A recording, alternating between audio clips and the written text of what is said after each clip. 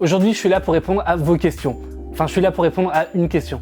Enfin, plus précisément, je suis là pour répondre à une question de Pity qui a été posée sur le site à propos des téléviseurs. Cette question, la voici. Petite question sérieuse, mais est-ce qu'il y a un rapport entre la téléphonie et les télés?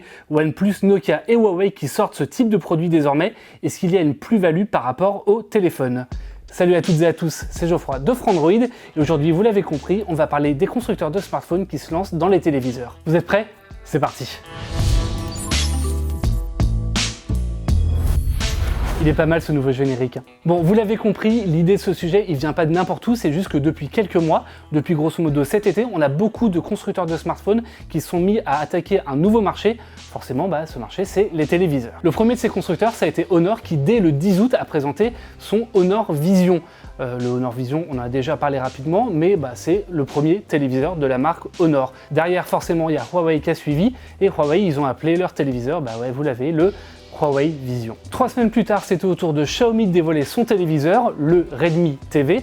Derrière, un mois plus tard, en septembre, on a eu droit à la OnePlus TV, toujours. Et puis, il y a quelques semaines, on a eu le droit à Nokia qui lançait un nouveau téléviseur. Entre ces 4 approches différentes, on a un gros point commun évident, c'est que ces 4 marques étaient d'abord spécialisés dans les smartphones avant de se lancer dans les téléviseurs. Et c'est relativement logique puisqu'en fait on a pas mal de points communs entre les smartphones et les télés. On va d'abord avoir un écran LCD ou OLED dans les deux cas, on va avoir des systèmes de son, on va avoir un peu de performance aussi pour faire tourner, on va avoir des systèmes d'exploitation également, et souvent ce système d'exploitation ça va être Android TV, et pour le coup Android, ces constructeurs-là, ils connaissent bien. Quelque part, en s'attaquant à un nouveau marché, celui des téléviseurs, c'est vraiment une volonté de la part de ces constructeurs qui souhaitent s'étendre au-delà des smartphones. Et il faut dire que le monde du smartphone devient de plus en plus bouché, il y a moins en moins de croissance, et c'est notamment le cas en Chine, où le marché arrive quasiment déjà à saturation. Surtout du fait de leur popularité, que ce soit Xiaomi, Honor ou OnePlus, ce sont des marques qui ont réussi à bâtir de grosses communautés. Et derrière, quand on voit les principaux constructeurs chinois, que ce soit Hisense ou TCL, c'est quand même des marques qui ont une communauté de fans qui est un peu moins fan, quoi.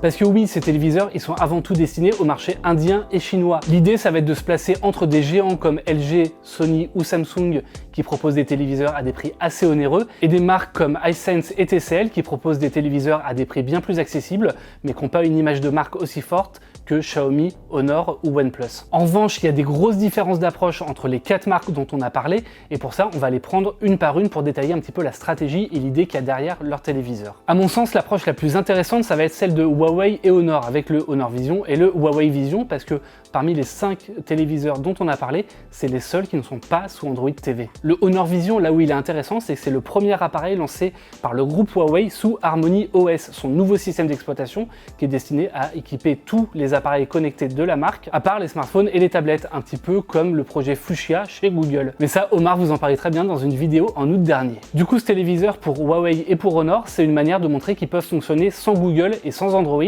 C'est un peu une proof of concept en fait, désolé pour l'anglicisme, mais ça permet simplement de montrer on sait faire un appareil et on n'a pas besoin de Google, on a juste besoin de services de SVOD qui sont partenaires, mais pour l'instant il est lancé qu'en Chine et il n'arrivera pas à l'international avant l'an prochain. Du côté de Xiaomi, on est vraiment dans une suite logique pour le coup, puisque Xiaomi propose déjà depuis plusieurs années des Mi Box, des box sous Android TV, et Android TV, il le maîtrise plutôt très bien. Chez Xiaomi, on avait également des rétroprojecteurs, et du coup, la Redmi TV, c'est un peu la suite logique de tout ça. Il n'y a pas trop de surprises. Chez Nokia, c'est un peu plus compliqué parce que derrière le téléviseur de Nokia, en fait, on n'a pas l'entreprise Nokia qui s'occupe essentiellement des infrastructures réseau, on n'a pas non plus HMD qui s'occupe des smartphones, mais en fait, on a Flipkart. Flipkart, pour vous donner une idée, c'est le 2e plus gros site de e-commerce en Inde et simplement, ils ont juste loué la marque Nokia pour fabriquer un téléviseur estampillé Nokia avec une barre de son estampillée JBL. Et ça roule tout seul. On rappellera juste que Nokia, ils sont pas tout nouveaux, tout beaux dans le monde des téléviseurs. Ils proposaient déjà des téléviseurs à l'époque des tubes cathodiques, mais ça date un peu.